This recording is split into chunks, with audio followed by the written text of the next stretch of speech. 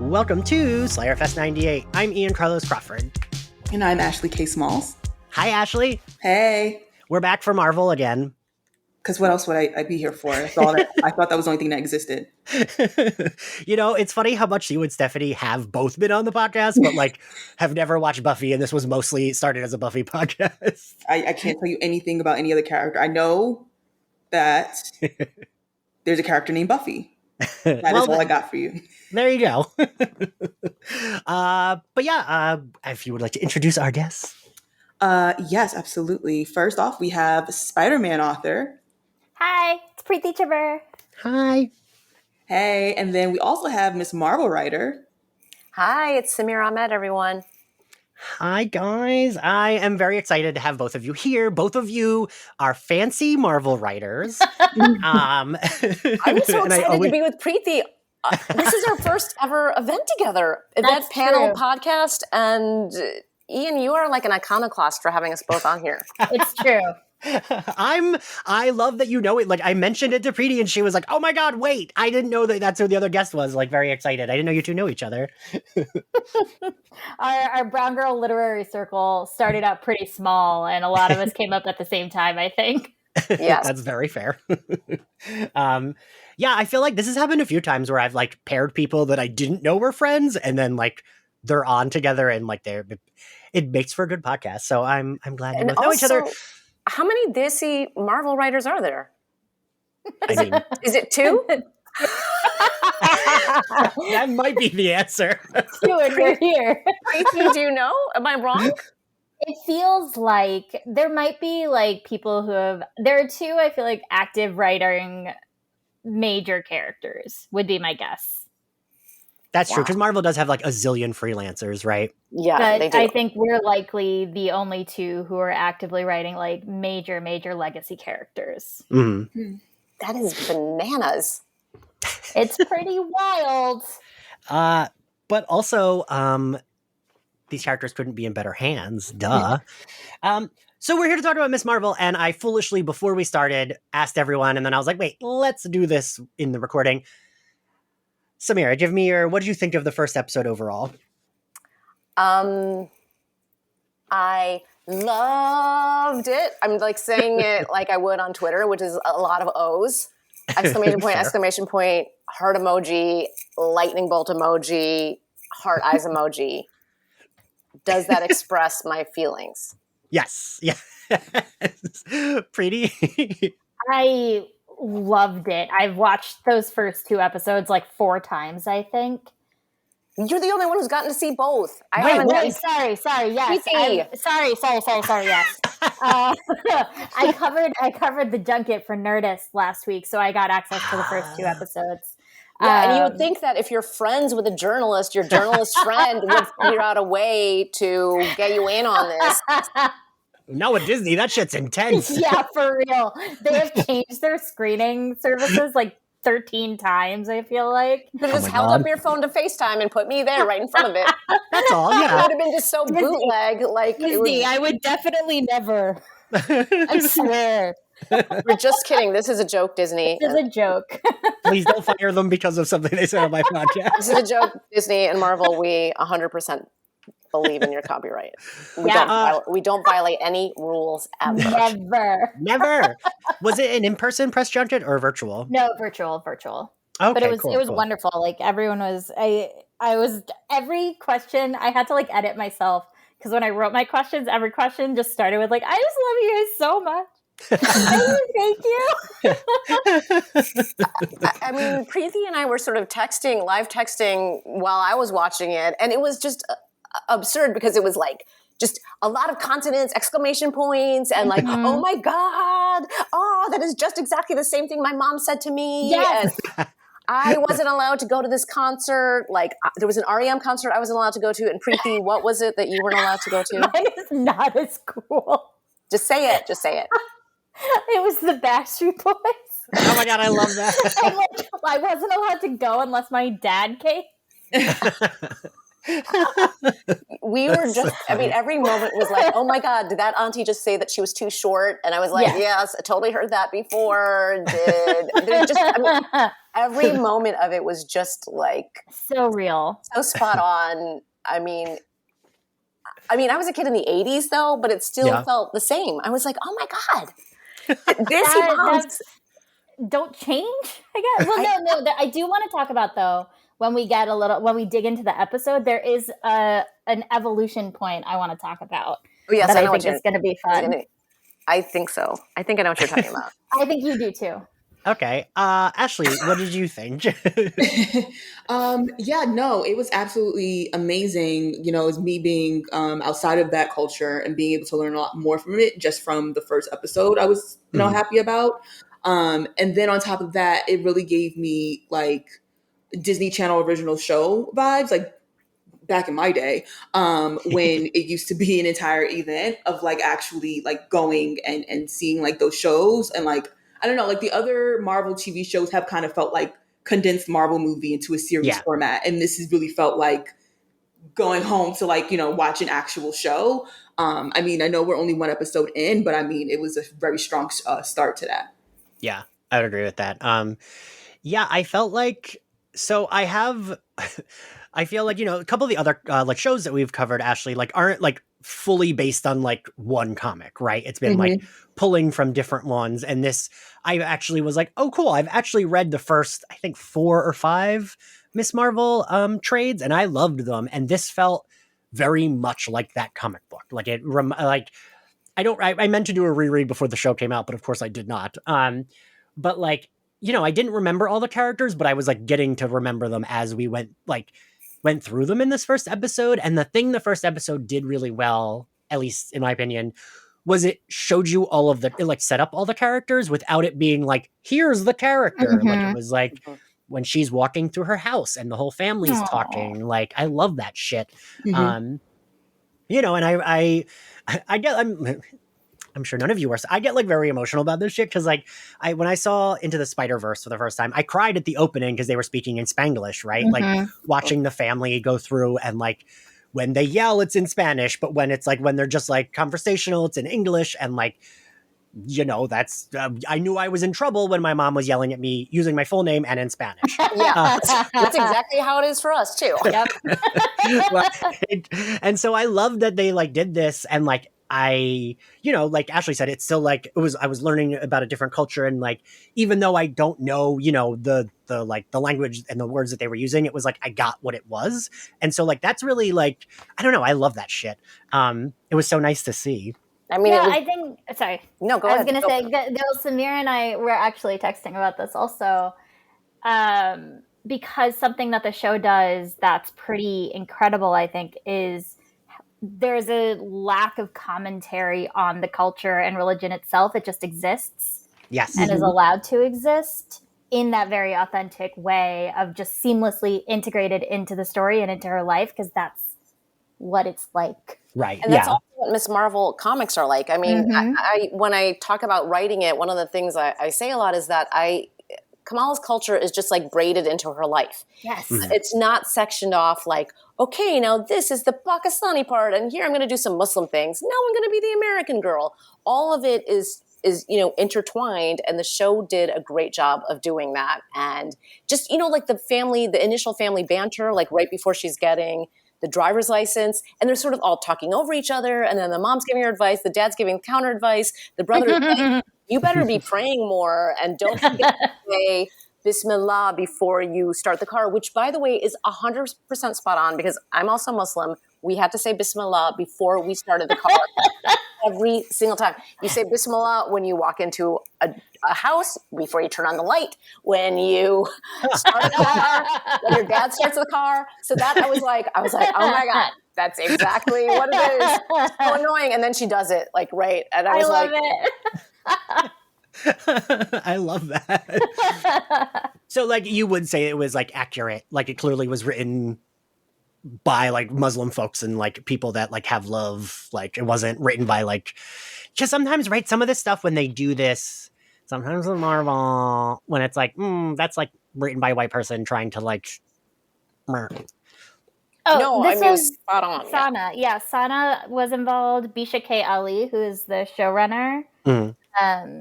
They involved people who have a deep sort of like understanding and appreciation for facets of this experience. Mm. Oh, that's. I mean, Miss Marvel is sort of like loosely inspired by Sana. We should say her full name, Sana Amanat, who is like one of the creators, along with Jewel Wilson, of Miss Marvel. But like Sana sort of pitched this coming from her own personal background, you know. Mm-hmm. So she obviously has a lot invested in it, and you can tell like how much love is just there. I just felt like it was jumping off the screen, and it was, you know, Preeti and I were talking about how it's so revolutionary in some way, even though we wish it wasn't. But hopefully this will be a springboard into normalizing some of these things, which is, you know, just making sort of all those cultural references just normative, because that's how it is for, you know, kids who come from multiple cultures. We're constantly code switching, and you know, you are switching between, you know, Spanish and English, say, or Urdu and English, say, or, you know, millions of times when I'm talking to my parents where my sentence is like 4 words in Urdu and 6 words in English, you know? Yeah, it's, my friends used to joke. So I think I've told you this, Samira, like my mom is one that got me into Buffy. And she's not like the demographic at all. Like right now she's turning 76 in August. Buffy is for everyone. But like my friends would joke that when like she was on the phone with like her mom or her sister, it'd be like, I don't understand what your mom says, but I hear Spanish, Spanish, Spanish, Buffy a la ocho, and then Spanish, Spanish, Spanish. Like she's got to get off the phone at 8 because Buffy's coming. Amazing. I love it so much. I mean, oh God. I mean, we could just talk about this forever, but like the mom with the like, is Bruno recording this for internet? I was like, that was the most desi mom thing. And I was like, oh my God, I am 100% sure my dad has just said that to me on the phone like last week. Like, are you recording this for the internet? I swear, like I was having flashbacks. I was like pulling screenshots of like, I'm gonna have to like email and apologize to my parents.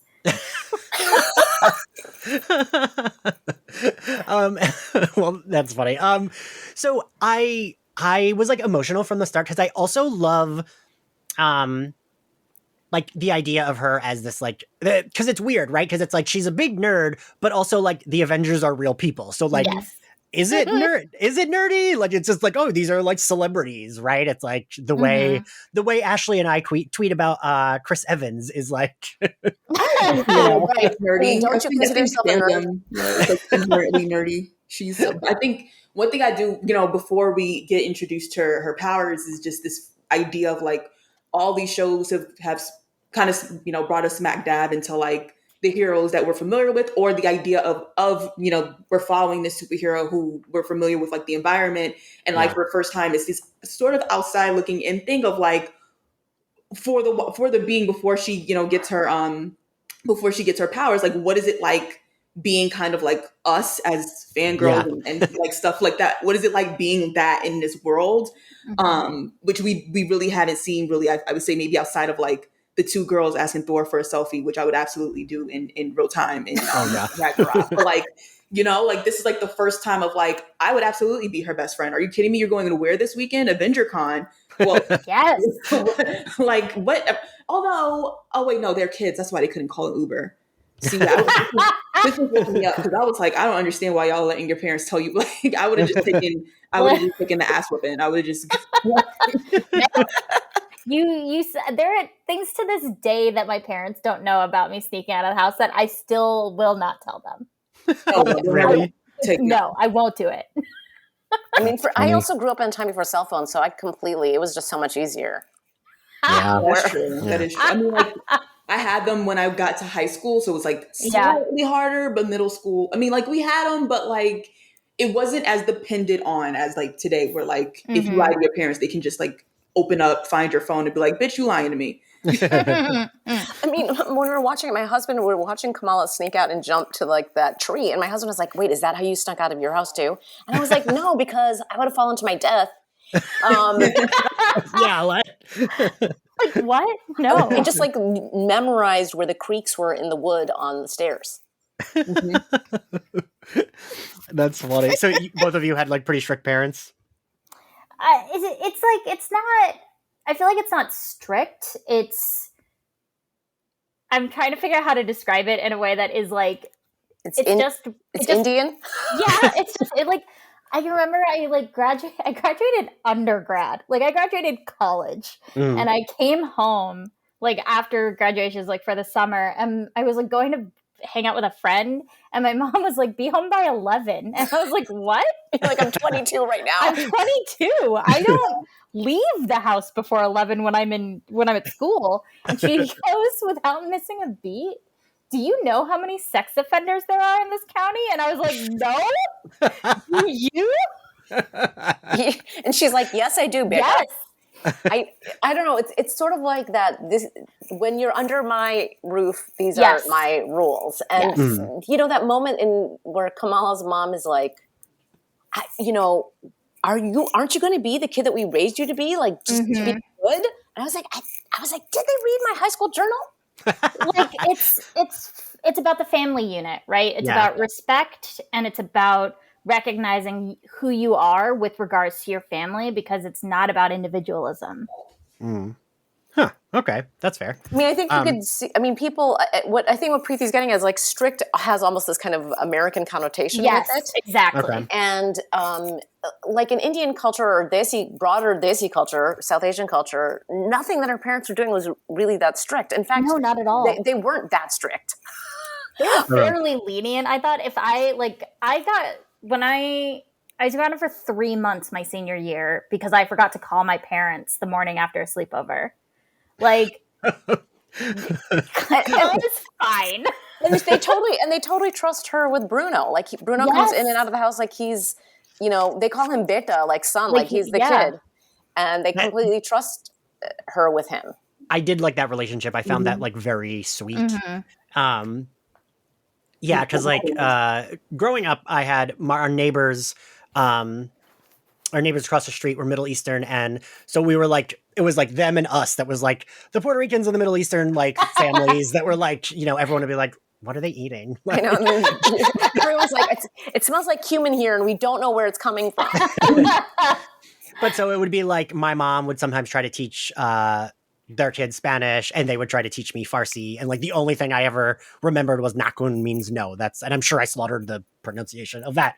But like, so like it's like cute. I always like seeing that when like there's like the person that's family that like is the outsider, but they're like, no, you're a good one. We like you. Like I felt like that was like when my mom would like sit the daughter down and try to teach her Spanish, and I'd be like, Mom, she doesn't really care. I mean, my parents totally do that.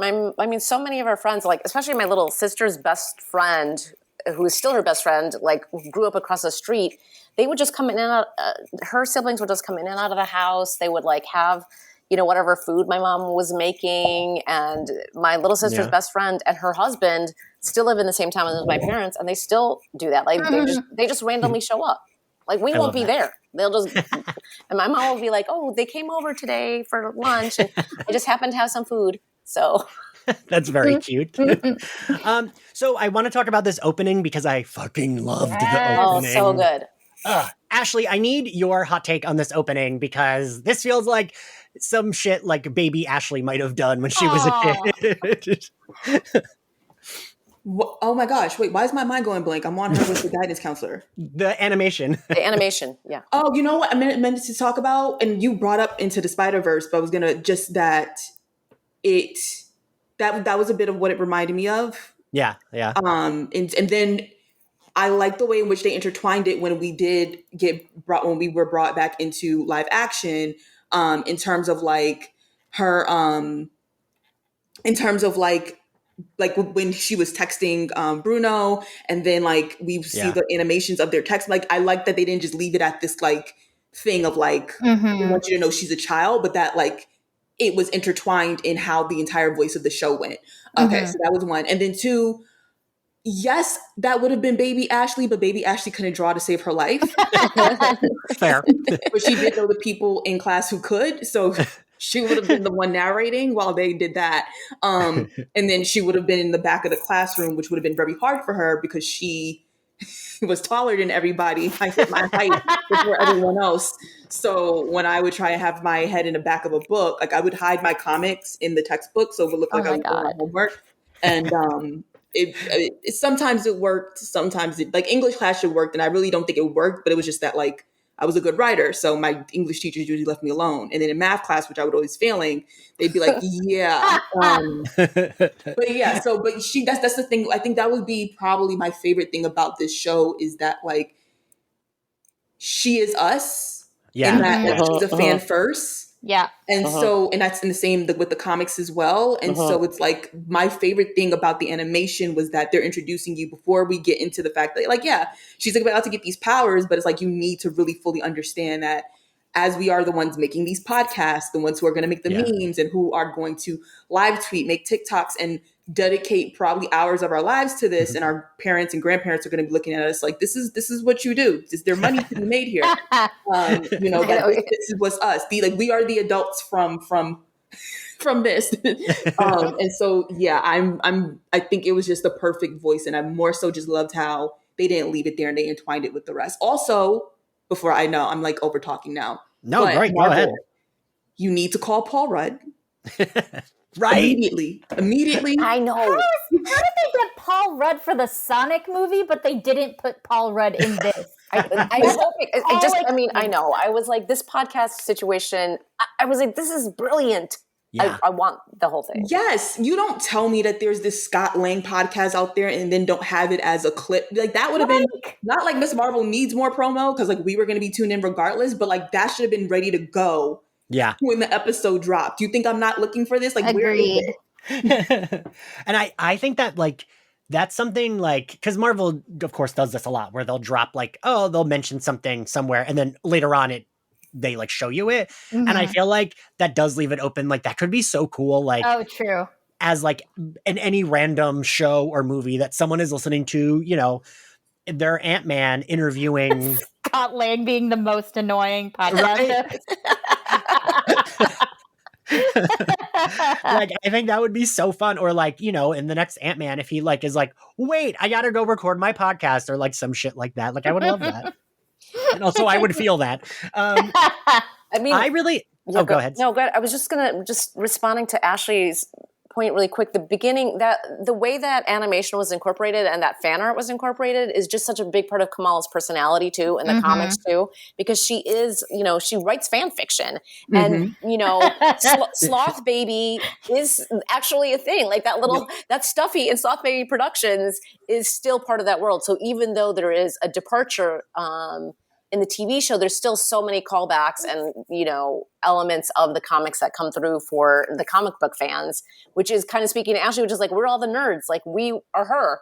Yeah. And so they gave us that too. And it was just incorporated so beautifully, even like how they continued that like into the end credits, but even with the texting. Yeah. It's just intertwined in their lives. It was so good. It's so good. And can I just say that the only Marvel fan fiction I've ever written is for Kamala in the Avengers Assembly series. There is like portions of her fanfic. So I had to write Marvel fanfic. Wait, really? Yes. I love that.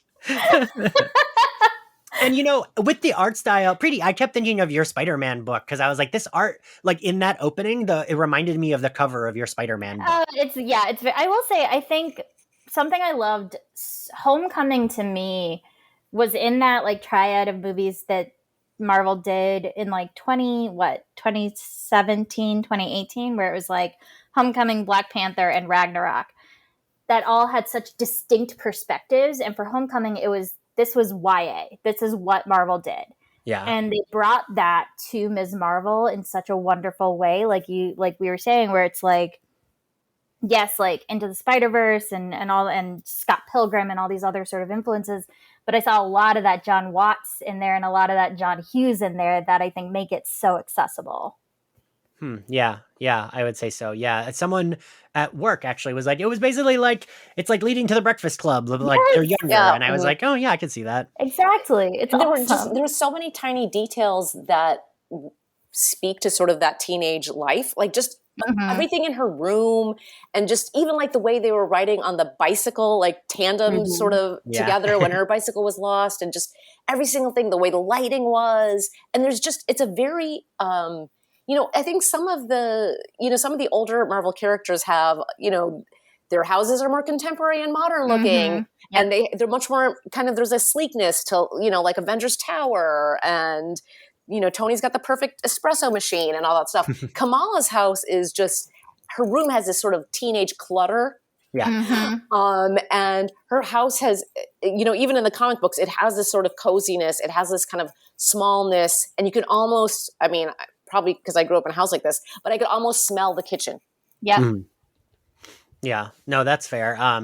Yeah, and it felt, even on like other like non-Marvel TV shows, they'll be like, oh, this person, they're not rich, but then their house is like, or their apartment is like fucking huge, right? It's like, Friends. Yeah, like, yeah. how did you afford that apartment? Somebody died. Yeah, right. Like her great aunt. I think I've mentioned this before, but in the TV show Girls, which is, I gave up on it midway through season 2, but in season 1, like the plot point is like her parents aren't paying for her anymore. She doesn't have a job. Her roommates have moved out. And I just kept thinking, how is she affording that apartment then? Like, this is sci-fi. You cannot pay for any New York apartment if you don't have a job and also your parents aren't paying for you, then where's money? Like, that wasn't the show's biggest problem, but it was a problem. I was like, she stole money from her parents in like the first episode or the second episode, which is how far I watched it. But yeah, so we get this like very cute recap, which I loved. I actually also loved them putting the Weeknd's Blinding Lights song in there. The music was good. We're so good. Like, this is great. I love it. The two of you. And like, I do feel like you all said, that helped make it feel more modernized, right? And like almost like you're grounded in reality. It's like, yes, that's a song. It's not like the Avengers theme. It's like a popular like pop song that we all love. So like, yes, of course a teenager would have that in her Avengers like stan video. And I like you said, the clutter. I liked that her apartment, her bedroom had like legit Captain Marvel, like comic book art. Yeah. Like I noticed like Terry Dodson's like Captain Marvel drawing in the background. I like when they do that shit because it kind of blends it a little bit, right? Yeah, and it's also kind of like fan service, Yeah. It's like we know new viewers are coming to Miss Marvel because of the TV show, but we also know there's a ton of like, young, kids and like older than kids, people who read and love Miss Marvel and are going to, us, and are going to be like, oh my God, did you see that, that little clip where it was like, Ant-Man and Wasp's romantic adventure in Paris or whatever it is, and that's like a callback to something else that she wrote, but it was about two different characters, and just at the end the credits, and we know that they're using covers from like Willow's original run, and just seeing like the counselor's initials like GWW, and us all knowing that it's G. Willow Wilson and his name's Gabe Wilson. I mean, I love that stuff. I love it. So yeah, I was emotional literally just watching the opening. I was like getting emotional because also like there is a specific, I don't know. I mean, maybe anyone where your family's not that nerdy, but like there's also like I can remember like trying to describe the X-Men to my grandmother, right? Like as a child, and like, she doesn't know what the fuck that was. Like she was just like, oh yeah, okay. Like, and there's something about like being the nerdy one in the family. And then I feel like even more so in the nerdy one in a family where maybe like English isn't the first language. And like, you're trying to describe these things that like don't really make sense. Right. It's like I think of it, speaking of the Backstreet Boys. I was like when I say I was a huge Backstreet Boys fan, I mean, like I had multiple websites. Like, oh my God. I was like, being like, will you take me to Target at midnight so I can buy the CD? Like my parents were like, what is happening? Can I tell you that my mother this morning texted me to ask if I saw the Backstreet Boys on some TV show oh my God. weekend. I love that. I was like, they're touring. If you want to relive your childhood, they're touring. There's this like disconnect and misunderstanding for sure. But and Samira, I feel like you probably maybe had similar experiences of like, attempting but really not getting it. And you have that like, yes, we can relate over like Bollywood and we see a lot of that coming out, but there's an attempt to understand and maybe but not really get it. I know, yeah, they're trying. I mean, because the thing is, Kamala's relationship with her parents, it's kind of a vexed relationship, but that's so true. It's not just because of the fact that she's Pakistani American or that she's Muslim. Yes. It's because she's a teenager. Yes. And Yes. I mean, I have never, and I taught high school for years. I've been to hundreds of high schools as an author. I've met so many teenagers. I have never once met a teenager who's been like, I get along 100% perfectly with my parents at all times and never argue with them about anything. So Kamala's relationship with them, with that is so true. And there is sometimes like almost this moment of like lost in translation. And you can see it even now with kids who are, you know, who aren't necessarily like Kamala, where they're trying to talk to their parents, or, you know, when I meet like other parents and they're talking about their kid being on this TikTok thing or whatever, you know, what is this TikTok? What is this talk? You know, it's like something like that. So I really loved how they developed that, because when Kamala's mom comes in her room and is like, oh my God. I know. Wait, should we talk about that part yet? When she first is like, okay, your brother talked to us about this, which, by the way, that was so real. The brother being able to get away with so much more. My God. Totally. Well, Preeti, you have a brother. I have no brothers, and my parents literally said to me, you know, it would be different if you had a brother. No, it wouldn't. They would no, meaning like your brother would get to do more stuff than you would. Yeah, yes. We would let your brother go to this with you. That's the only difference. The only difference is they would say yes to your brother and no to you. Yeah. So even like, I'm sorry, I know I keep bringing stuff up, and I know that we are talking a lot about like real life versions of what happens on this show. But I have an older brother, and I remember saying like, how come Vinny doesn't have a curfew? Like, and they just went, he's a boy. Totally. Like, that's not fair. Absolutely, totally. Because they just flat out said because he's a boy. Yes, that's because it's the truth. Because that's, I mean, they might have that sort of double standard, but they won't lie about it. No, they won't lie. They're straight up like, he's a boy. Like, he can do whatever he wants. That's why that moment when Kamala's like, oh, if it was him, oh, of course, Beta, you can do whatever you want to. And then even before, when she's like, it's not like I'm trying to go to I'm not like asking to go to a party and like do cocaine. Yeah, when she says that. That was amazing. That was actually amazing, but I also said something about that before. I was literally said to my parents, it's not like I'm going to a party and drinking alcohol. I'm just trying to go to a movie. I think one time I was like, you could have it so much worse. Oh, I said that to my parents all the time. I was like, I literally used to be like, every parent in this town dreams that I was their kid. Yes. I like that being the defense. Yes. So cute. Okay, so Sorry, Preeti and I are like, let's go down memory lane, everyone. I know, sorry. I love it. So we meet her family. How old do we think her brother's supposed to be? I was like, oh no, I couldn't like place his He's like age. early 20s, I think. Yeah. Okay. I was pegging at like 24-ish. Yeah, he's like something like that. Okay, because I couldn't remember in the comics. In the comics, they don't ever really exactly tell the ages all the time. They sometimes like, because I mean, you know, he's been the same age for like 8 years. So yeah, I feel like it's like a 6 to 8 year age difference. Because the only reason I was saying that because I just came off finishing New Stranger Things, where like I kept having to remind myself, oh, they're supposed to still be in high school, because like clearly they had aged. Yes, I know, yeah. Especially the like quote unquote older kids. Yeah. I was like, oh, cute. They work at the school now. Oh no, they're supposed to still be going there. No, but no, the DM is like, I'm like, is that guy 35? Right? I haven't seen it yet, I should say. It's good. It's good. It's good. I loved it, actually. Yes. Oh, good. I'm glad I feel like people have been kind of right. I loved it. It was no. This season was better than I think it was better than the second season, maybe. Oh yeah. I mean, it was second season was my least favorite. I think. This was a good tight season. Let's talk about this on another episode too. I want to talk about it more.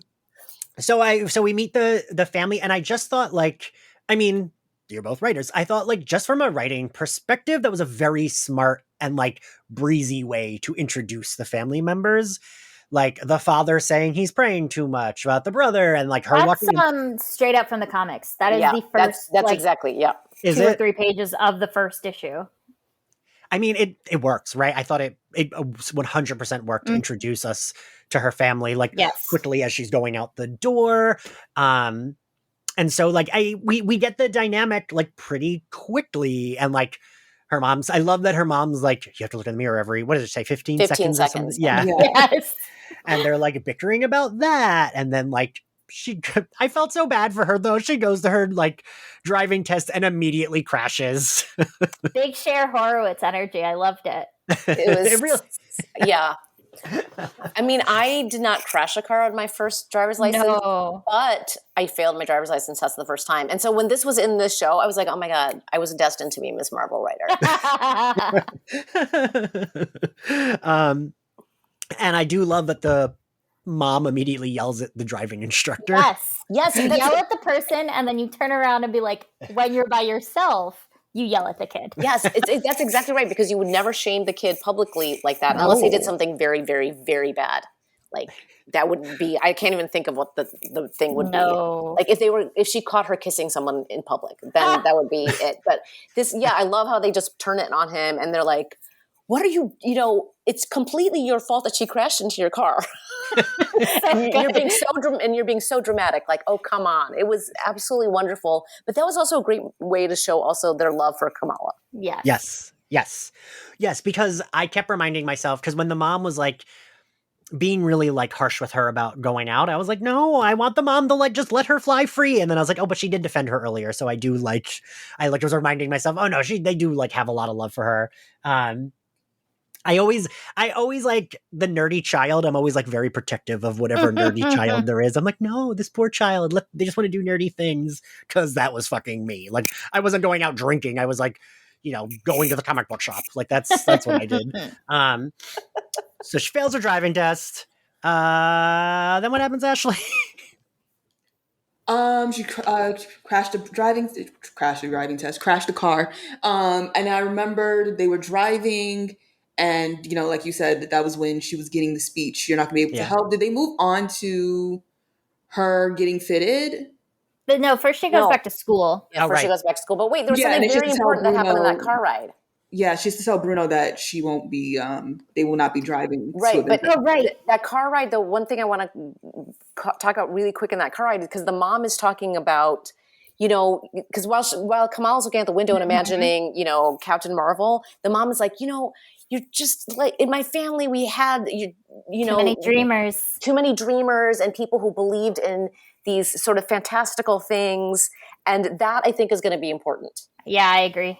Because that comes up later again with the nanny and that mysterious box at the house. There is something, and I I don't think this interview's come out yet, but I definitely asked both Bisha and Sana about sort of how the legacy of mothers and daughters and like pulling that generational like power and pain into the story, and they're like, yes, it's going to be important. We are not going to tell you anything else. You could see them planting the seeds for it.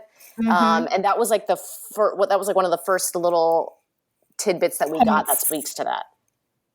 Oh, okay. So, I hadn't even thought about that, but that like makes fucking sense, because the like bracelet that she gets is from, so that makes sense.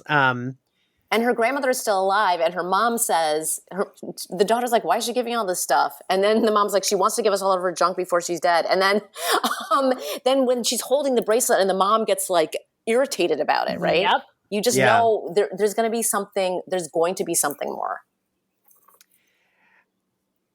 Preeti, do you know the answer to any of these? I am not telling you. Damn it. Okay. I mean, I have not seen, I've only seen the first episode, just like all of the rest of us regular people. Regular humans, yeah. I definitely think there's going to be a tie-in to that, because they've changed her power set a little bit for the TV show from the comics. And they had to incorporate her, they had to show sort of the origin of the powers, but there is a little bit, when she puts that bracelet on, there is a tiny piece of the comic in there with that thing that kind of coats her body, which is like the Terrigen mist that kind of enshrouds her in the comics. And then the whole family piece I thought was really, really important. So it's going to be interesting to me, because I'm guessing that her nanny, her grandmother, and that bracelet and the power source are going to be connected in some way. I will say, with no spoilers, but there is the powers explanation is a part 1 and a part 2, and we get part 1 in episode 1, and we'll get part 2 in episode 2. Oh, okay, good. Okay. That's good. All right. It's coming so early. We got the scoop here. No scoops. I had to like look and see what their email said. What we're allowed to say. Well, email me if I need to cut this part out. Yeah, no, I'm sure it'll be fine. She goes to school and we meet her friends. And they're pretty accurate to the comics too, right? The friends? Mm-hmm. Yeah. Yes. It's, what's his name? Bruno. Bruno, yes. We do talk about Bruno. We do talk about Bruno. We have to talk about Bruno. So many things about him. There's Bruno, Nakia, and Zoe are who we meet at school. Yeah. Right. Zoe's the frenemy right now. Right, yes. And Zoe does become more on the friend side of frenemy. Oh yeah, she becomes cool. In the comics, I mean, yeah, she's critical. She's like kind of like Cordelia Chase, right, Samira? Yeah. Yes. Yeah, okay, yeah. Totally. Preeti, I always forget that you also have watched Buffy. You're just not a crazy fan like us. Yes, I have seen the show. Because I remembered in my head, I was like, wait, I thought she is kind of friends with them. But then I was like, oh, right, not at first. It like gets there. And I liked the friends. I thought we did a good job in high school. That first thing where they like, she like comes in the morning and Nakia and Bruno have bet on whether or not she passed her test. That was so good. And I love it's Nakia who bet against her. Yes. Which actually would be totally, that is very true to Nakia's character in the comics, even if they don't have that particular bet. Because Nakia has this kind of like reality-based snark, like get real Kamala, I mean, wake up. Sorry, I love you, but I hate this game. I knew you were going to fail your test, et cetera, et cetera. It was so true to that. It was great. The show, even if it's different, it captures the heart and soul of the comics. Agreed. Which we then he's still going to Avengers Con. She says she still wants to go, right? Isn't it like she's like, oh, I'll go, but like we know she's not going to be allowed, but she's like betting on going. And then the best is Bruno keeps being like, just ask your parents. Exactly. And she's like, that's absurd. But he's right, actually. I disagree. No, I think he's right to try. I mean, the thing is, like, she dug a hole for herself. And I feel like Bruno knows her parents too. And I feel like he was just like, come on, just try being honest with them. I feel like Bruno was coming at it from a like, I have rose-colored lenses. I mean, maybe a little bit, but come on. I mean, honesty does get some. I think it could be good. I mean, because really, what she. All right, I'm not going to say the next thing, but anyway, I do think it was. I know Bruno was like, "This sounds revolutionary, but just ask." My teenage self went. Ha! I mean, I know, but sometimes that worked for me, like just being honest. I don't think it had. I'd rather fight Thanos. Yeah. Ashley. So then we get Kamala gets called down to the guidance counselor's office.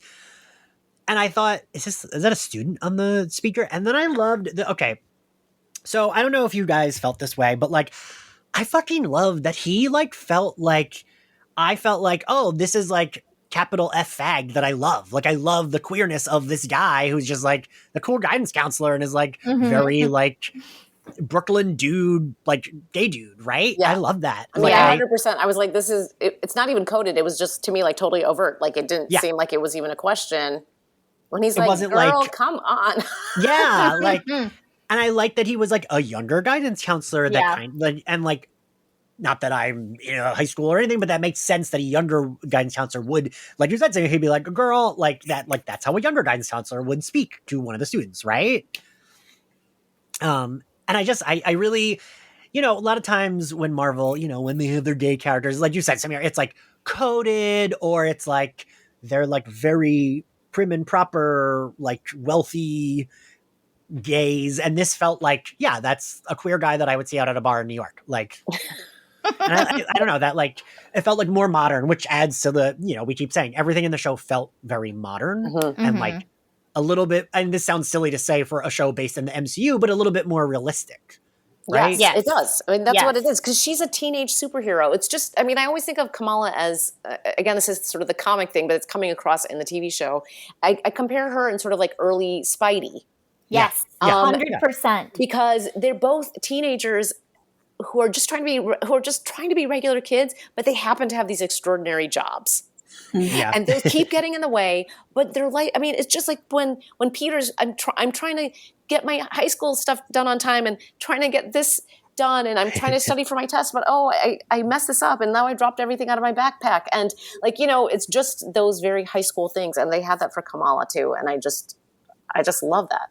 That's just, I can remember when Miss Marvel launched in 2013, how many articles came out that were like the new Peter Parker. Mm-hmm. Like, she is this generation's Peter Parker, as in the most like, it's just adding that layer of identity on that Willow did so well in that first volume.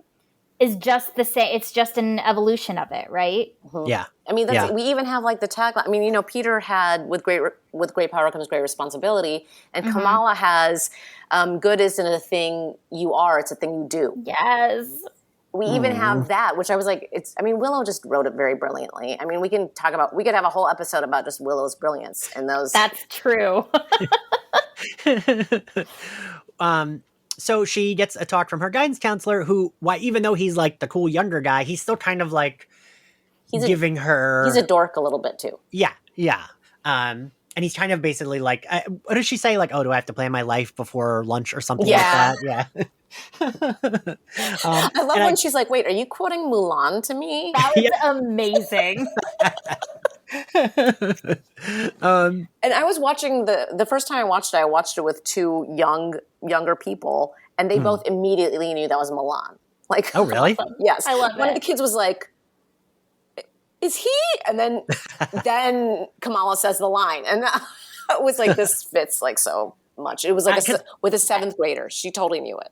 I love that because I had the same reaction. Preeti's just 100% like a seventh grader, of course. Listen, there was a day when me and like my coworker's 10-year-old nephew freaked out because the new Rick Riordan book came out, and I was like, "Oh, this tracks." That's funny.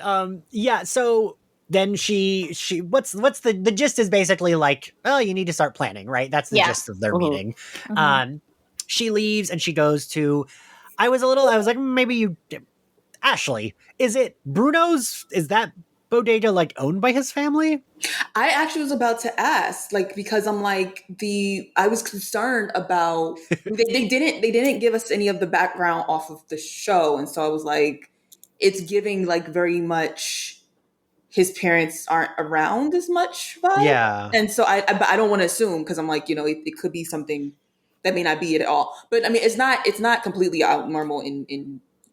Well, Jersey City is in New York, but it's very right. Yeah, we got some similar cultures. Like it's not outlandish that the apartment would be on top of the bodega because that's what it's like in my neighborhood. But we didn't see him like greet anyone on his way in or like as he like I'm a little concerned about what his backstory is for the show. I don't know what they're going to Preeti can't tell us, but I don't know. I don't know what their plans are. I can't say anything I do know, and I'm not going to speculate. Right, because if you speculate correctly, it's like, wait a minute. Well, I mean, I think the one thing we can say is that when Kamala's mom gives him the food, she specifically references his Nona. Yes. Yeah. Okay. So we know that. So that's what we know about the show so far. And so I guess it's like a family thing, but it is cute. And especially the fact that they're cute kids, I'm like, oh, I do want them to kiss. Like, I like that they're like, nope. No. Well, Bruno does show the crush. I mean, you can feel the crush like in that moment on the roof. Yes, very much so. And I think that was well acted. Actually, it was it was exactly the most awkward kind of teenage moment where it's like, I like you, but I can't do anything, and I'm gonna awkwardly turn my face and say something else very quickly. It's cute. Well, and even though, and Ashley, I'd be curious what you think. Even though they I know that they're not like actually 16 or 17. For me, I really like that they did look like the Kamala and her friends did look like teenagers. absolutely. Like they looked, I they think didn't look like Kamala's- sexy 25-year-olds. Right. You know? They look like Gen Z, like Yeah. very, like even when they were talking about Zoe and the fact that like, she has 80,000 followers on, Right. whatever social platform. And I'm like, I'm like, you really go on a random, like, these like high schoolers, they got brand deals, they, Yeah. that is the reality of this generation. And not to shade Stranger Things and go back to it, but since we did bring it up, they don't look like they're supposed to be in high school anymore. They don't. So Not the older ones, definitely not. Yeah. No, yeah. they definitely it's sophomore year of college, like and so I mean I think anyways, I don't want to like get too into it, but they really should have tried to film that a little closer. But or just been like, yes, 3 years have passed. yeah, I which mean would have they been fine. literally just announced that they're going to do a time jump for the next season. I'm like, well, yeah, you don't know if that was really an option to do anything other. Right, Right, exactly. Because now everyone looks like they're 27 and we have to I'm somehow. like, if they already look older now, I don't know what's going to happen. So, but yeah, like that's truly not, the case here at all. And like the entire environment, like, it was very, and even, please, I hope I'm not mispronouncing her actual name wrong. Iman? Yeah, Iman Vellani, the Iman. actress. Yeah. Okay. Mhm. Even, her in interviews, Yeah. she's a teen. Like she's, she is, I don't want to just say like, oh, she is, she really is like Kamala, but like, it's like, no, she really is like, I mean, even when Tom Holland had been first introduced, you like, it matters. Cause it's like, it's only so much that the imagination Yeah. can do Yeah. here. Yeah. I mean, like with Tom Holland now, like, especially in the last one, but he wasn't in high school, or what was he in the last one? He was in the last graduating. one. He graduated Right, or was graduating, Yeah. and 'Cause then they- everything went wrong. They definitely needed to make him graduate because, like, Mhm. I know, yes. I mean, his face is hardening into a man. yeah, and like when he's said shirtless, it's he's born in 1996. like, but when he's like in his underwear, it's like that is not the body of like a child. Like Jesus Christ, like Yeah, he's like 20 whatever now. 26. Yeah. Oh Yeah. my something god. like that. I mean, yeah, Iman Vellani, I think, just turned 19, or she's 19 years old. Which But is yeah. how old Tom was, I think, in that first Spider-Man As movie. you- Right. I mean, So, yeah. her interviews are. I mean, I get what you're saying, Ashley, because she has this kind of natural sort of effervescence about her. She's like, Mhm. she has this kind of bubbliness, this vibrancy, and it reads as youthful, and it's kind of Yes. nice because it's actually nice to see. That's almost one of the Yeah. refreshing parts too.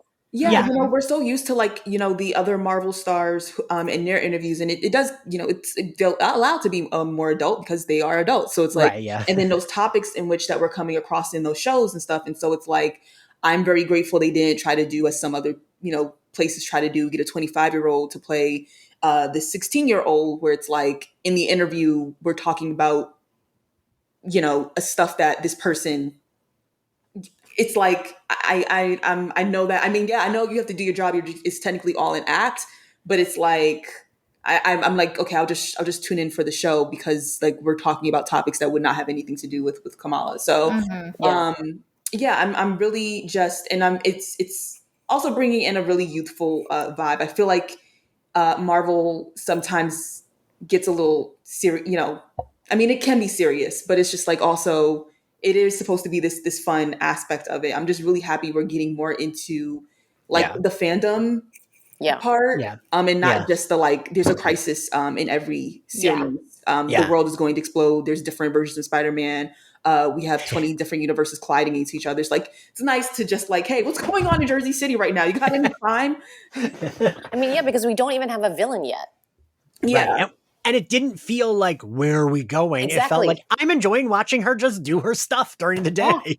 Absolutely. Because I mean, in this one, I felt like, okay, it's cool. We're just getting her powers. And they didn't even really have to, have a hint. I mean, we have like the post credits. So there's a hint that something's coming, but that's like with the authorities, not like a villain.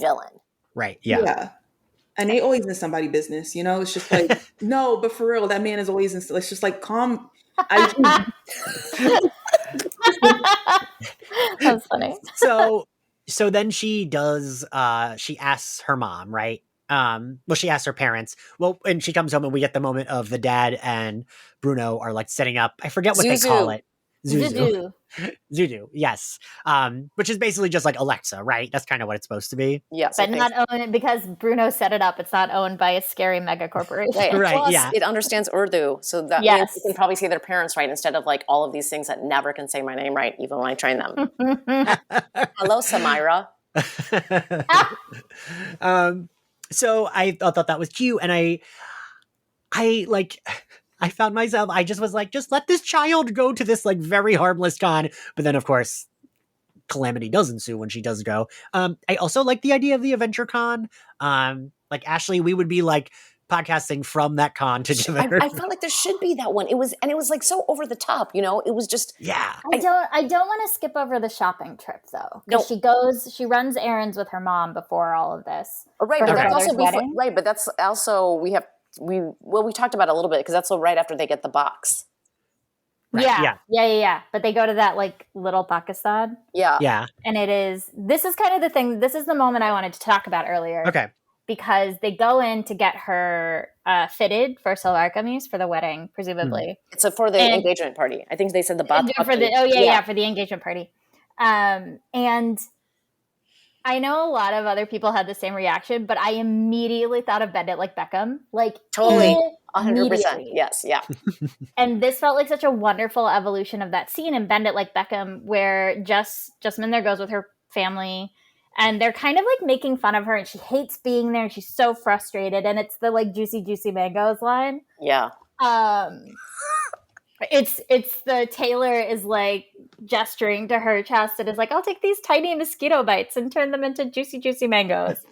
And everybody cracks up. I remember that. Now I remember that. Yeah, right? And like Jess is miserable and everyone laughs. And in this moment, what they do is the tailor's like, she's too short. And her mom goes, no, it's too long. She doesn't get that it's too short until the other auntie comes in to have that conversation. And then the mom agrees with the other auntie. But it's still in like it's not in a making fun of kind of way. It's just in a very matter of fact, like, you are too short for that. I just loved it so much. I think that little scene was really great too. And it was very telling because, you know, there's they're having that whole, the mom and the auntie are having that whole side conversation about the girl who like broke her engagement and now wants to go to Europe to go find herself. And then that auntie had the most desi auntie line ever. And she's like, she needs to go discover herself, she said. And she's like, she's going to discover she has no ring on her finger. And I was like, she like found some Gora. Yes, named Rob in Belgium. Yeah. And I was like, named Rob. I was like, this is absolutely, I feel like every time I've gone to like, you know, Jackson Heights in New York or Devon in Chicago, that I have heard so many versions of that conversation. Yes. It's been either told to me or whatever. I mean, and actually that was in Bend It Like Beckham too. Yeah. This felt like, I think that was part of what made watching this so enjoyable is you could see influences of the culture that has come before it, which was really nice. Yeah. Oh yeah. Yeah. No, I didn't even think of Bend It Like Beckham, but I still enjoyed this. Like I enjoyed all that, but now I like it even more. Do you think that was on purpose? I don't know. I just know that like I am not the only person who came to that conclusion. Like I think a lot of brown kids watching the show sort of had that same association because it's so iconic, right? Like that is an iconic scene. Yeah, and for Bend It Like Beckham, I mean, for so many of us, that was like the first big. Yeah, that was it. You know, that and like Mississippi Masala were like the two big. Yeah. I remember I was taking a media class, and my professor, she was, she identified as I don't like saying the word because I could say the F word, the big D word. She would identify like herself as that, and especially back then, like she would say that, and the straight people in class would be like, but she would show us, and I mean she was white, but she was pretty good about making sure we watched media that like showed different cultures, and I remember her making us watch Bend It Like Beckham, and that was probably the last time I saw them. I did see that movie when it first came out, and then I saw it again in college because Samira and I are older than everyone else. I think it's on Netflix. I just watched it again like 3 months ago. Yeah, I think it's the 20th anniversary. Oh my gosh, I'm gonna just cry when I hear I know, because I saw it. I don't know if you had it this way, Samira, but I saw it because we got it from like the India Bazaar, like before it hit US theaters. It was making the rounds on like the bootleg. The bootleg VHS tape. It was like making like it was like somebody's. No, I saw it in the theater. I paid. No, this is like someone's uncle with the like. Oh, I know exactly. Camera. I mean, that was like, yeah, I know. I've seen plenty of Bollywood movies that way. Yeah, all the '80s Bollywood. Anything that has a Meet the Butchin, I probably saw it that way. So God, now where are we? Well, we're at the shopping trip. So they go on the shopping spree for the thing, which was like such a joy. And also, by the way, wasn't there a poster of Kingo in the background, a Bollywood poster? I think so. Yeah. I think there was. Yeah. Ashley, did you notice that? I did not. Shit! I'm gonna have to go back and look. I wish we were talking about the first 2 episodes so badly. Oh. Don't rub it in. I know, God. But I thought there was a poster there because that was like because of course on the second viewing I was like, I'm trying to catch as many Easter eggs as possible, but I felt like that was one in there. I feel like you're right. I'll have to look for that. I'm sure the internet can tell us as soon as we're done. I know. I feel like I could just Google it. Yeah. So we already talked about, like, she asks her parents. Mm-hmm. What did you three feel about? Her dad goes, "You're not normal." I know that was. I know. He's like, because you're special. And but I especially love how the whole conversation. It was just again the same thing. That same thing was like I was just literally had the same conversation where she's like, "Why don't you trust me?" And the dad's like, "We do trust you, beta." And the mom's like, "No, we don't." And then it was like the dad literally said something that my dad said too. It's not that we don't trust you; it's we don't trust the people around you. Do you know how many sex offenders there are in your county? Exactly. God. Ashley, what did you think? Because for me, I kept being like, I wish the mom would be nicer and not so harsh. Like, I want her to go to this convention because she's just a big nerd, like I was as a kid. I mean, it to be honest with you, there weren't like I think my parents would have preferred me wanting to go to Comic-Con versus like the B2K concerts that I was begging them to buy tickets to. And like, don't get me wrong, I was very much into comics, but like I hadn't really came out as a nerd yet. So like I wasn't doing the like outwardly, like my friends at school were very much like, thirsting over boy bands. So that's what I did publicly.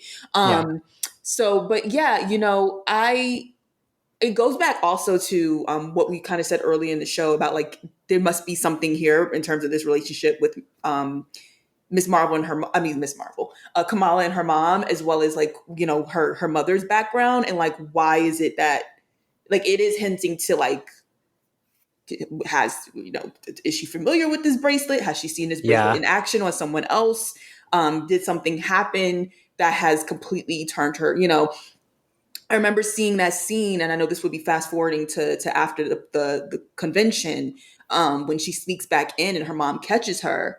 But like, it just was very, and this was the point in this, but like, I was definitely kind of talking to the TV here of like, I mean, we know that they'll probably patch up. They're going to, at the end of the show, they're going to come together and all of that.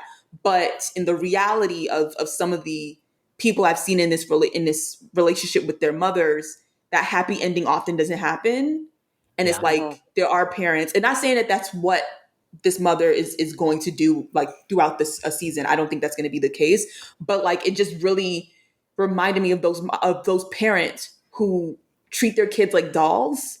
Like, you kind of like, I want you to do these specific things. It's like your child has their own agency, and it's not going to always be what it is that there was certain things where it's like, I know it's safety, but then that whole speech was very much like, your kid might be having their head in the clouds because that's really, she's drawing all day. I do wish that we have, like more parents who are like, all right, let me actually give her something to draw with then, since this is where, maybe that can help here. And it was just very like, I'm actually more focused on you specifically following what I say as a guidebook. And it's like, your kid's 16 in 2 years. I think that's where the culture comes in, honestly, because it didn't read that way to me at all.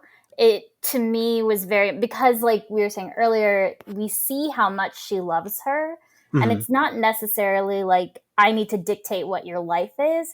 Like she says, think of your story, think of your family, right? Like that's how she frames it. And that's where that sort of like collectivism versus individualism comes in. And Like, I didn't read, honestly, that to me showed how much her mom cared. Okay. More so than like, I'm disappointed in you. It was like, because if her mom didn't care, there wouldn't have been a lecture. It would have Understood. been. But she also says done. the line. She says a line in the beginning when Kamala sneaks in. I'm putting air quotes around that, like you can see me, but like, where she's like, who is this person, or something along those lines. Yeah. And so I guess that's when it kind of struck to me of like, but this is your person, and it seems like you are maybe avoiding. I think it's a little bit of both, because I mean, there is still an element of, look, I mean, part of the job of the parent is to provide their child with like the tools and resources they need to become an independent person beyond them, right? To have a successful life. And then a child, as they're getting older, they want to pull away more, because they're like, you gave me the tools to be independent and to think for myself, and now I'm trying to do that. And so to me, that felt a little bit typical. It didn't necessarily feel that cultural in a way, except for what the mom is saying is, this is in a way the mom trying to protect her a little bit. And I get, because the mom even says, I'm trying to protect you from yourself. And I felt like that's going to be a tie-in to the larger family issue on the mom side that the mom was talking about. With like, there's someone in the family was hurt by that whole cosmic head in the clouds person. Are you going to be the good girl we want you to be, we raised you to be, or are you going to be this cosmic head in the clouds person? And like, ultimately she's probably going to, we know she's going to be both. Right, yeah. I think that's the key, right? That's what Miss Marvel is. And so you have like this cultural side of things. I think it also is metaphorically this idea of like immigrant parents with their first gem born kids, and that like sort of fear and disconnect that comes from that, of like, there is a divide there, and how do you breach it when you both come from such different cultures? Like, I have that conversation with my parents all the time, where like my mom will sometimes be like, it's like we're not speaking the same language. Like, I genuinely there's like this whole lost in translation thing that happens with when you're a kid from essentially being raised in a different culture. But your parents are still trying to maintain the culture in their home. I don't know how to explain this, but I think that you did. Like, that's what it is. It's really, it's sort of like what Jhumpa Lahiri writes about in the most depressing way. Like, I don't when I was a kid, I really like leaned into that because it felt so real and felt so intensely like me. But Jhumpa Lahiri comes at a lot of her short fiction from, like 2 decades ago now, of being like, if you are born of two cultures, you cannot be of either, because you will never be able to identify with either one. You will always live in an in-between. It's a very depressing way to look at it. Do you think that's what her story is? I don't know. Maybe because I'm older than you. I disagree with that a little bit of her. No, I'm saying I don't think that's the case. I'm like, do not think that's the case. I think there are hints of that idea, though. No, what I'm saying is I don't think that's how, I don't characterize Jhumpa's writing that way either. Oh, when I was 19, like, that's how I read it. I mean, I love that stuff. I love her writing, but that can be another podcast episode. We can have another conversation, because I was obsessed with it. I still think it's beautiful. Yeah. But like, that's what it taught me when I was like 19, 20, reading like The Namesake or like, Interpreter of Maladies. That's what I was internalizing. But I do think that there is this piece of it with like immigrant parents connecting with their kids who have not like lived in that same culture. And there's an anxiety around it and a fear around it. And also, this was actually a Bend It Like Beckham moment too, because when the dad is like, we're trying to protect you, because when we came to this country, there were so many racists who wouldn't let us be in their cricket clubs, and they wouldn't let us join their clubhouses, and they wouldn't let us do this. And like, I wanted to, I was this amazing cricketer, and they wouldn't do you think they would let me play? I'm trying to protect you from all the hurt that I suffered. And the kid is trying to say to the parent, well, the times have changed a little bit, and I'm part of changing it. But I think, there is an element of sadness to it, because the parent is coming from that because they suffered in a way, or because they had to, give up so much to come to this moment, and they had to physically transplant themselves and have a break from all the things that felt culturally familiar and safe, and build a new world. I think I can say this because other people have said it. there is a conversation that happens in episode 2 about partition that I think is going to influence how we see a lot of the conversations the parents have with the kids in episode 1. It was amazing. I've never seen anything like it. I can't wait. I mean, because there's partition in there's partition in the comics too. So I'm really curious about that. I really couldn't believe they did it. Honestly, oh god, that's amazing. I mean, partition is. Oh, sorry. Should we tell you what that is? Yes. I was going to say before we continue, explain what that is. Yes. Partition is when India and Pakistan, India broke into several countries after the British. It's very bad. It was very messy. The British absolutely did not handle things well when they left India. In 1947, In 1947. So it's only been, 80 years at this point. Not even. I mean, it is historically the largest forced migration of human beings on Earth ever in that time period. And over 1 million people died during that. And the British just completely effed up the whole, how they built the map. It was absolutely terrible. And there was and of course the British, the British are very much like a divide and conquer colonizer, which all colonizers are, but they specifically stoked fires of hatred between Hindus and Muslims, and that's what led to a lot of sectarian violence. I mean, it was truly, truly terrible. But it's traumatic. I mean, so basically, Muslims went to Pakistan or I guess East Bangladesh, or it was East Pakistan then, Bangladesh now, and then Hindus mostly stayed in India. Except that's not always the case. As in my case, I'm Indian and Muslim. I mean, was born in Bombay.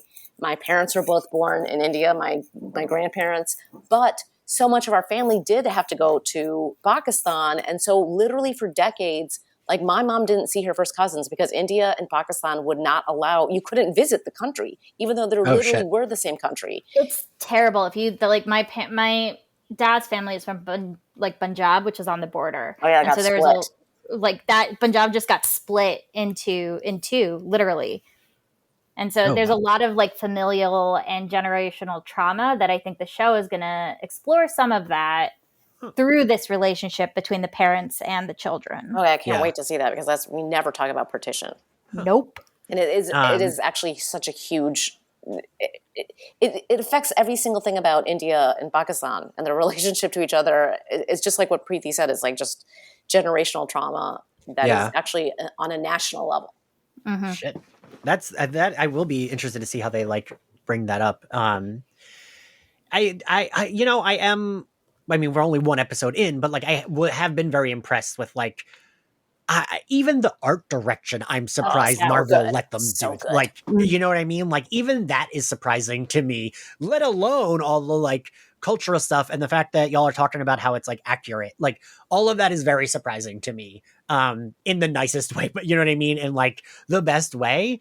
And it's kind of WandaVision was the first show that came out and that felt so different. But looking back, it's it still kind of followed and ended with the Marvel model, right? I think it felt different at the time because we hadn't really been introduced to the world of magic yet. And then it was followed by a whole lot of stuff that dealt with magic. So now it's but it lit the torch. And then it's here, it really feels even though we are being introduced to a superhero, we are being introduced to her in a way in which with the others, it's we met Kate Bishop, but it was, we're following Hawkeye, who we know is familiar, and it's even, with meeting Sylvie, it's but we know Loki, so we're familiar, it's this familiarity. Right. Now it's hey, here's this fan who is growing up in a world of superheroes. And so she became a fangirl like we are, and is going to find out that she can join them. And that's a whole nother sort of, that's a whole nother set of eyes that we aren't used to. Yeah. And just being able to follow that story in that way, though it's a superhero story, it's if they made it very clear, this is going to be different. It's pretty exciting. Yeah, that's a really good point, Ashley. Okay, so we got to move ahead. Just really quick. I just want to say something. Ian, I'm so sorry. You should you should not have had me and Preeti on this together. Little did you know.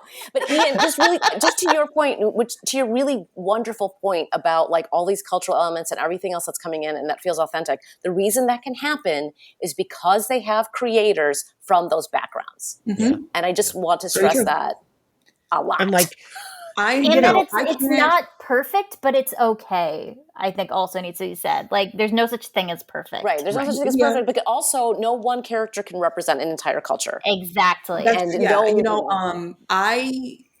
don't know if it was us actually talking about Falcon and Winter Soldier or if it was the recap thing, but I have discussed the fact that like one of my qualms with Falcon and Winter Soldier was how they tried to tackle racism and how they tried to talk about race.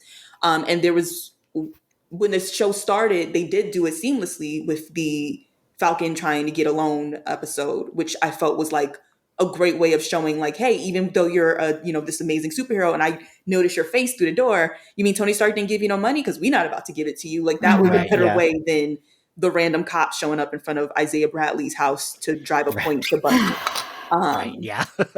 So like, and so I use that as an example to compare here where like, we don't need some random incident happening for people to understand that, Kamala's background. It's like, as I think the both of you said before, it's just seamlessly in her life, both in the background and the upfront. It's like, this is how she lives her life. Because this is who she is, instead of this, like, let's do this really big one-off moment to remind people that it's like, that racism exists. Like, we fucking know. Like, this black character has felt racism in their life. Like, no shit. Like, like Falcon drove his wings into a freaking giant in Endgame, but the cops don't know who he is at first. Like, come on, sir.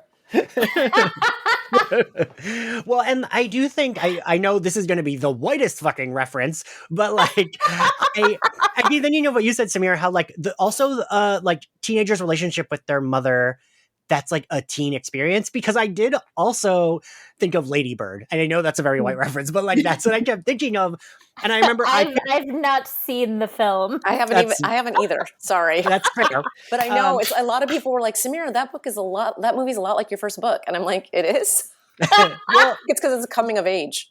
The kid doesn't get along with their parents and wants to move to New York. I took my mom to see it.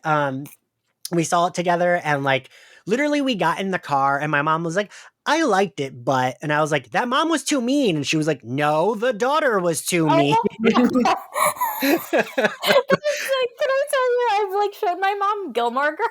And guess who her favorite was? Oh my God. I don't even. Because it was Emily Gilmore after the first episode. Emily Gilmore after the first episode. That's Lorelai's mom. And she's like the mean grandma, right? She was like, why is her daughter so mean to her? Yeah, it was like we said that in the car, and then we had like a standoff where we both looked at each other like, wait, that's what you got out of that movie? Like, that's amazing. I love it so much. But okay, we gotta move on. Okay, sorry. Sorry. So I want to get to the part where we talk. I love Kamala telling Bruno her plan, and I love the way they shot it. Mm-hmm. And I loved my favorite, because I loved all of the like animation moments, but my favorite was when the power goes out and she turns around and the light bulb goes on behind her. So it was cute. so good. It was so good. So good. And like that shit was also, I know we've used the word a lot, but that shit was also seamless and I loved it. No, that was great. And then I love that like even her like fake Captain Marvel costume was different in her imagination. Like it was like more comic book accurate or more character accurate. I thought that was cute. And I like that we went through the whole story and then we kind of, she does like a flip over the tree branch. And then in reality, she just breaks off and falls. What's the 500 Days of Summer? It's expectations versus reality. Yeah. And I thought it was so cute. It's very teenagery. It's I also love that Bruno, when she was done relaying her plan, Bruno's like, so the plan is to take the bus. That was yes.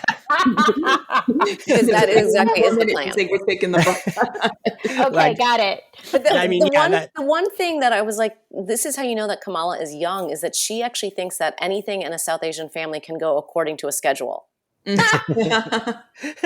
absolutely cannot. I was like, I'm sorry. Like, what? I know. I was like, you're no way you're going to get dinner done by then. Late for everything. What are you talking about?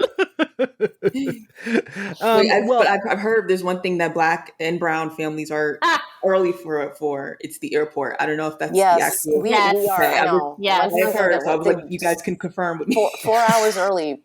Yeah, you don't play that game. No, because we have giant suitcases. I was going to say 47 suitcases. You got to get in line on time.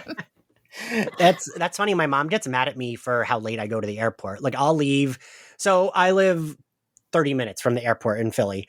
I'll leave like 2 hours early. My mom's like, oh no, my God. That's Wait, 2 hours before your flight takes off? Yeah, so then I get there and I'm like, have an hour and a half and it's not that long. I want to be there with like 2 hours at the airport at least. What if the security line's really long? No, I have I have tried to do so many things. I hate going to the airport early, but we had to do it when I was little. So now I've gotten like everything. I'm like, I've got clear. I got TSA pre-check. I was like, I will go as late as I possibly can, even though I like to be on time for everything. But I'm traumatized from the airport situation. If you've ever gone to like India or Pakistan with your family, you're talking about generational trauma. Yeah, exactly. You have no idea. I also never check a bag because of that reason. I'm like, I used to not, but I am a gay man of a certain age. I need my like face cream and my hair stuff, so I gotta check it then. I'm a gay man of a certain age. Like I have 75 ounces of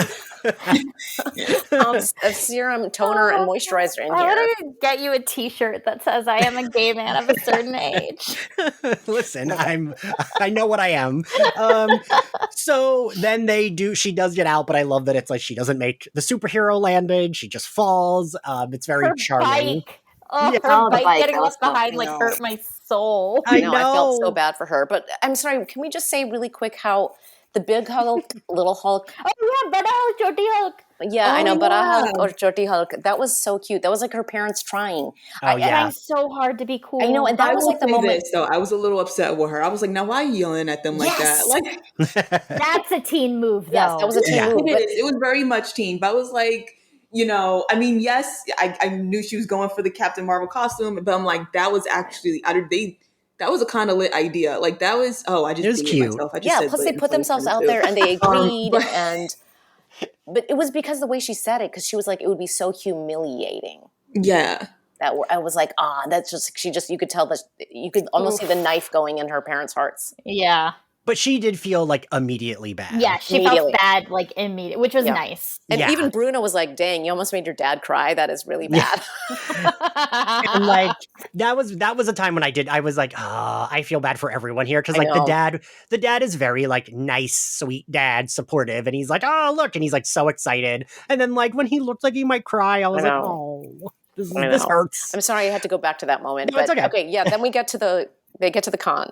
Yes, we are at Avenger Con. I fucking loved seeing all the right? Wasn't it cool? Amazing. Yeah, it was. Like I would have fun at that place. I know. Right? I know. I really was like, is this going to be a real thing? Because it should be. Right? It should be. Except instead of teenagers, it's going to be our grown asses. Yeah, I know. Correct. We would have been when Kamala and Bruno like bypass the line and just are like, here are badges. I was like, me. Yeah. Yes. I liked them like looking at everything, and even thought it was very cute when she like sees the weird sparkly Captain Marvel maquette or statue or whatever it was. Like I was like, oh, she's like so excited about it. And like that related back to like the way it was like all bright and she was all happy. I was thinking of like in her fantasy when she's like has the tiara put on her head and she's like, I love it. It was like, because that's like her, it's like she doesn't want to be the homecoming queen. She wants to be the queen of Avenger Con. Yeah. Mm-hmm. The Avengers Queen. Yes. Which she does say to Bruno, right? When they're like talking and he's like, the mom says something about, who says something about princesses? And she's like, no, superheroes. Yeah. Bruno is like, he's like, you could do the mashup. You could do the Princess Captain Marvel. And she's like, no. Then she's like, I could be a zombie Captain Marvel. Yeah. So she goes to get after they look at everything, she goes to get change in the bathroom. Oh, the gloves. I know. I was like, how did you leave the gloves there? Bruno, so hard. Yeah. First of all, don't put yourself on that disgusting bathroom floor. Yes.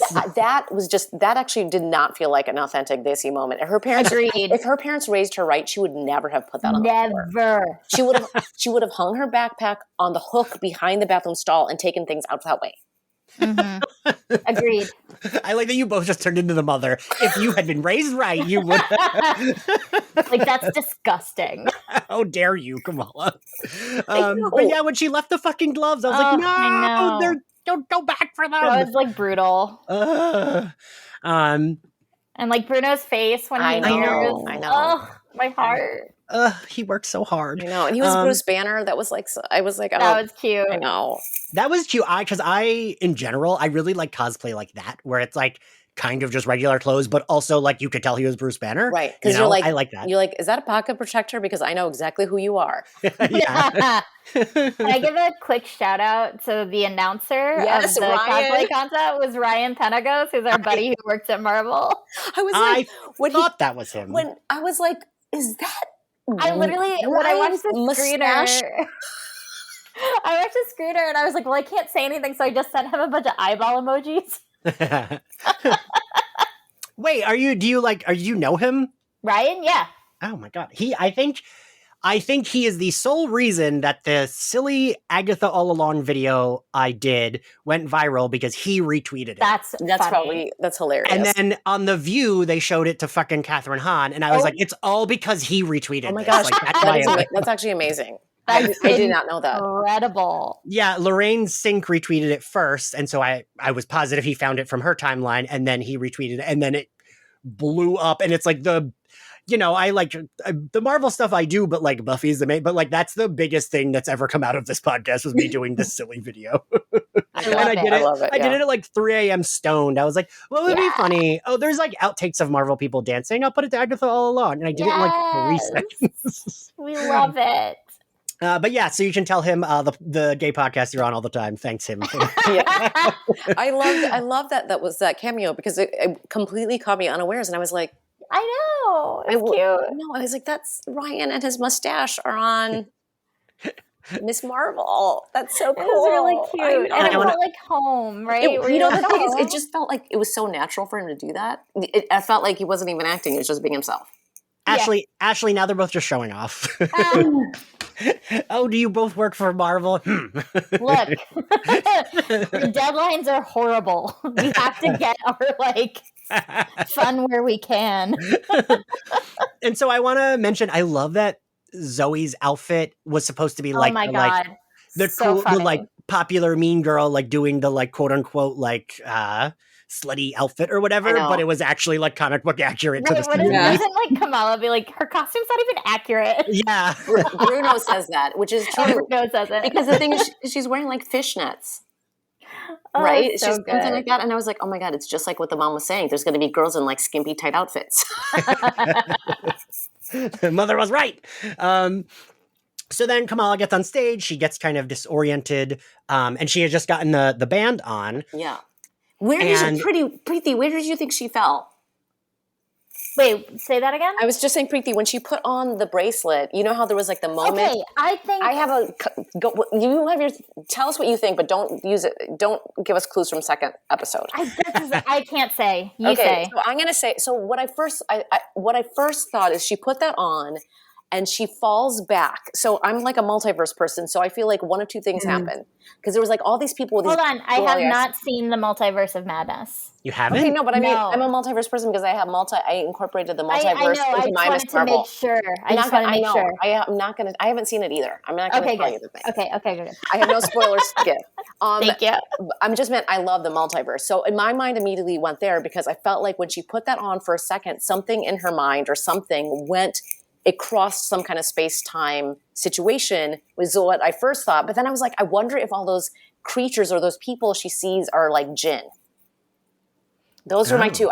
Those were my two theories. I'll tell you what my theory is offline. Okay, yeah. So those are my two. That either there was some kind of multiverse situation that happened where her brain went somewhere else for a moment, which could then potentially explain something that happens with the powers, or that there's something about Jinn and it's tied into the grandma. And they do mention Jinn twice, right? Yeah, because they mentioned Jinn twice in the show. Yeah. I mean, of course, once they're Zuzu has been attacked by Jinn. And then there was something else, her brother said something to her, are you still scared of Jinn or something like that? Yeah. Huh. Well, now I'm into your theory, Samira, because I feel they mentioned it, so it's the Chekhov's gun. They gotta pay off, right? I mean, they don't have to, but yeah. I don't know. Do you remember Ralph Boner? Because I'll never forget it. That's true. Don't I try to remind me. forget. I feel like that comes up every time you're on, Preeti. I will be mad forever.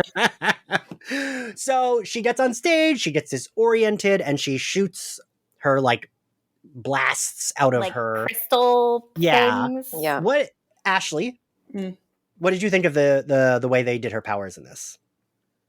Okay. Well, first, I just want to go back to when she kind of falls back into Okay. something, because I was like, either it's Kree related, Yes, or that could be. That's smart. or I also was thinking either she might be seeing other versions of the people in that room in the multiverse.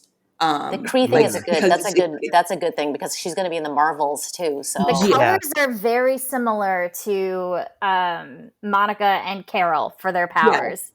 So Oh my gosh, I yes, was- you're right. So my, Oh, my first Ashley, thing was that's good. Kree, and then my second thing is multiverse. But I am leaning more so towards Kree. I think something about there's a sun emblem on the side of the On the bracelet. Yes, Yeah. that's Kree. reminisces.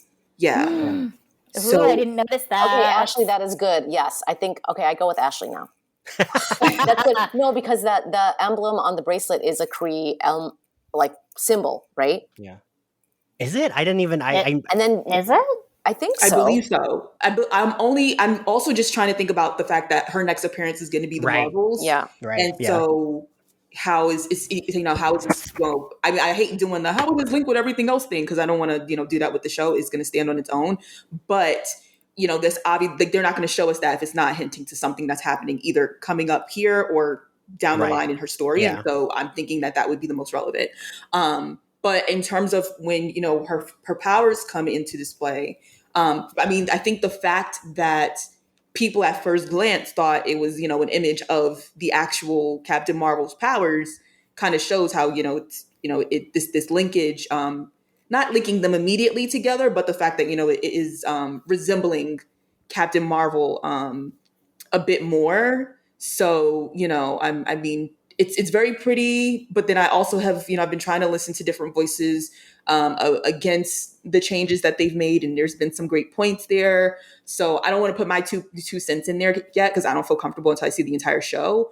I mean, I personally think though that they've done a good job with, like, they still gave us her signature move where she stretches out her hand Yeah. and things like that. Because she saved while- Zoe, and she saved Exactly. Zoe in the first issue. I mean, she saved Zoe early on in the comic run too. I In the same- do yeah. like, though, I just want to point out one of my favorite moments in the episode is when the hammer is flying. I know, that's hilarious. Mama goes, move! And then she moves. I know. Yeah, I definitely thought she was going to.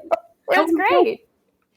And I also like that she didn't, kind of, just because it's like, we're introduced to these heroes who kind of Yes. feel like their second nature is to be a hero. And That's then not her. there's Kamala, who's like, I don't care what this bracelet does. I don't know how to use it yet, so I'm getting the hell out of I know. it. It's so good. I do want to make one point about the powers, not in terms of like comics or anything, but in terms of a television budget, I do think what they did looks a lot better than had they attempted to make a CGI Yes. stretchy arm. Yeah, totally. Yes. Just I mean, in it's just terms of like thing- money and time. I also Yeah. think that the beginning, in the way that Kamala can do it, and I've read all the comics, the way that Kamala can do it, it would look a lot like body horror. And this is I agree. This is TV PG. It's not even PG-13 or Right. whatever the TV Right. ratings are. TV PG or whatever. Mhm. And it just would, the way Kamala can flatten her body. I mean, I know I've literally written it like this. So her body is completely almost flat, like almost 2D. It would look kind of horrifying. So I felt like it worked. We did get her a big end hand. We did get the stretchiness, vis-a-vis this kind of liquid crystal, or I don't even know what exactly it is. Yeah. Well, you have, I also want to remind everyone, the co-creator of the character is a part of this show. And so I think, like we said earlier, like Sana cares about this character deeply and understands what the powers need to represent. Yeah. Because Kamala's powers are related to who she is. Mm-hmm. Yeah.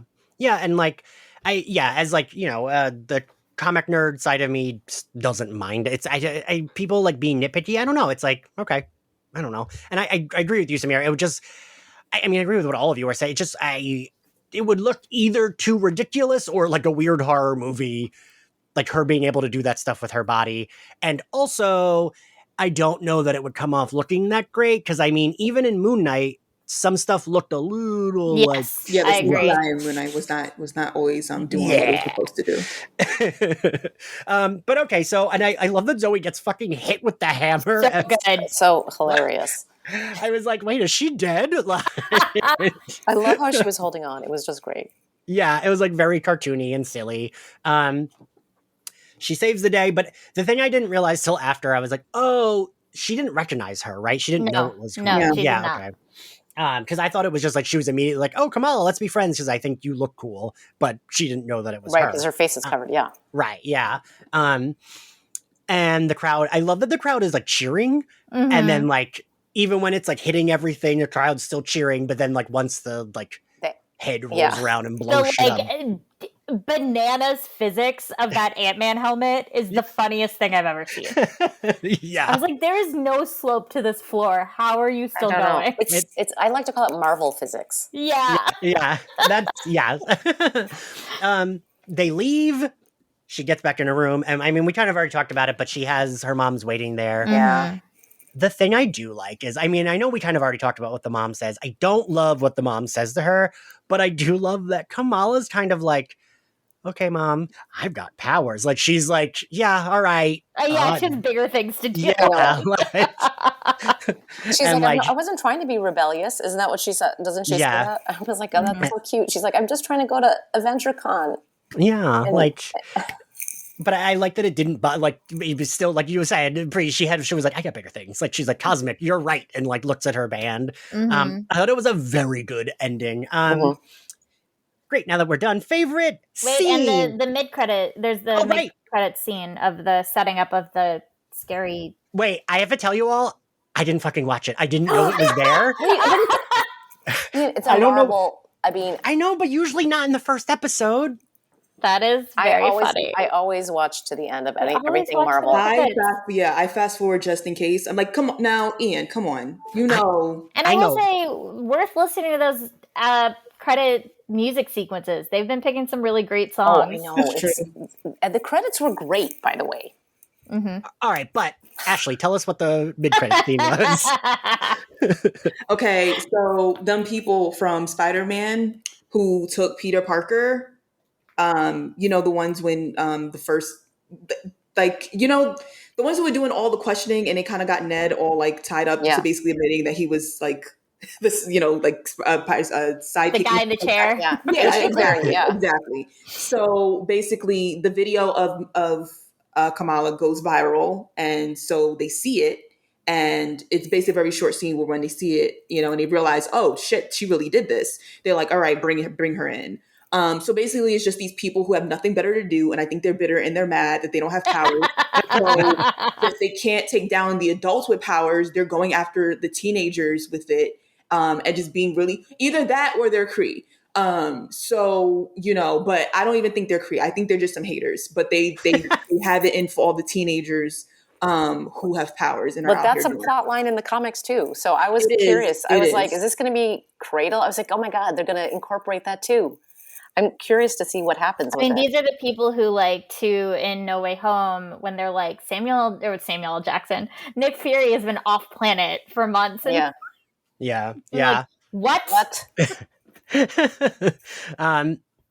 But yeah, I'll be interested where that goes. And I do like, I mean, they do this pretty well, but I like that it is the same actor, right? Because I read about the scene earlier this afternoon and was like, oh shit, I didn't watch that. But I wonder if they'll bring back, what's her name that was in Homecoming? Is it the same? This is on IMDb. So like the actress, they bring back an actress. I can't remember. I don't know if she's in whatchamacallit, but she was, I want to say she was like one of the wardens in Orange is the New Black. Yeah. Well, no.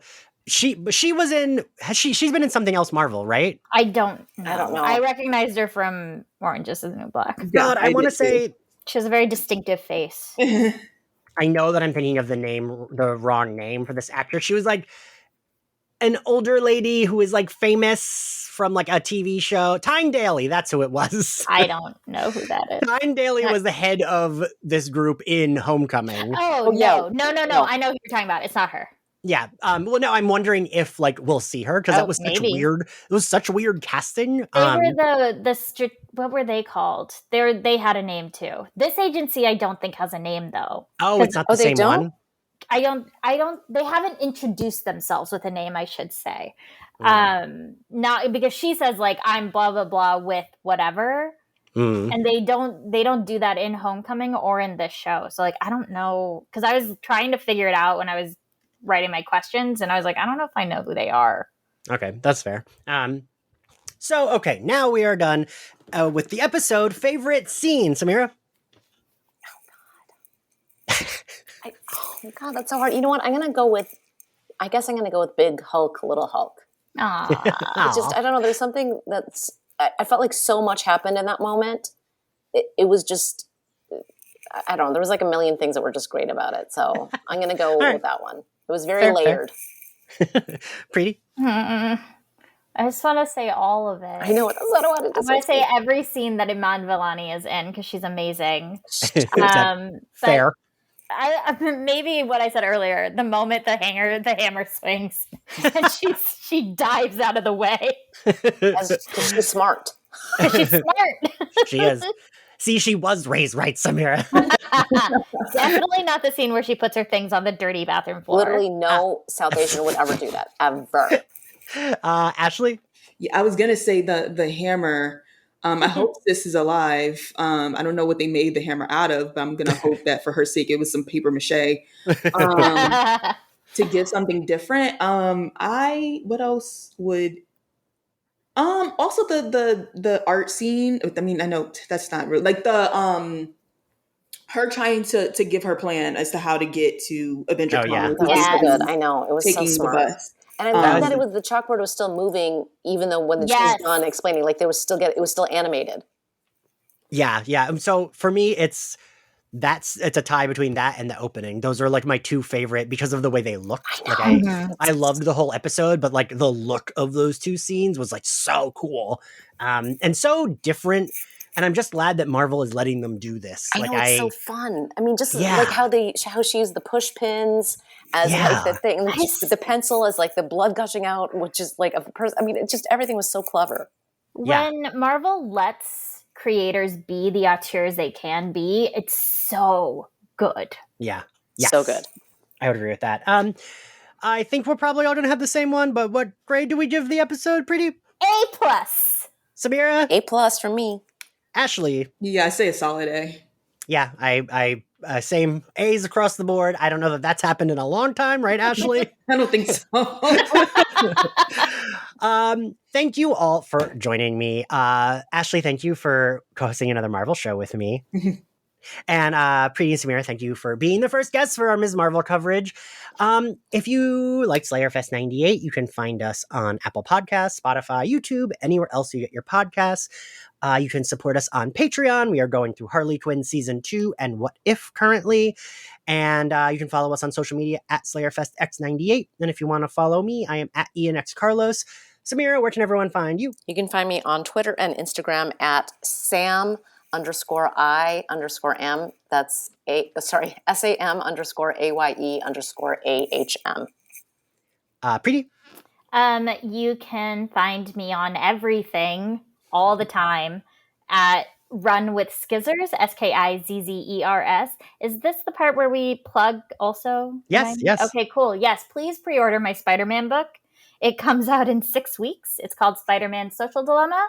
If you pre-order it from Little Shop of Stories in Decatur, Georgia, I will sign it for you. And it's really good. I'm just going to say, because I got an ARC and I loved it. So please pre-order it. And can I just plug a quick thing too? Yeah, absolutely. The trade, the bind-up of my Miss Marvel miniseries is coming out at the end of this month. Yes. Miss Marvel Beyond the Limit. It's so good. Nice. That's awesome. That's so cool. Ashley, where can everyone find you? Ashley K. Smalls on TikTok and Twitter. I mean, you can follow me on Instagram, but like, don't expect stuff. And yeah, and also you should join the Marvel Fans Assemble Twitter community, which I run. And I believe as of right now, that's most of it. You can also follow my blog. I mean, you can also visit my blog, brooklynblur.com. It's about to go through a revamp, but feel free to check it out. Cool. All right. Well, we'll see you all next time. Bye, everyone. Bye. Bye. Bye.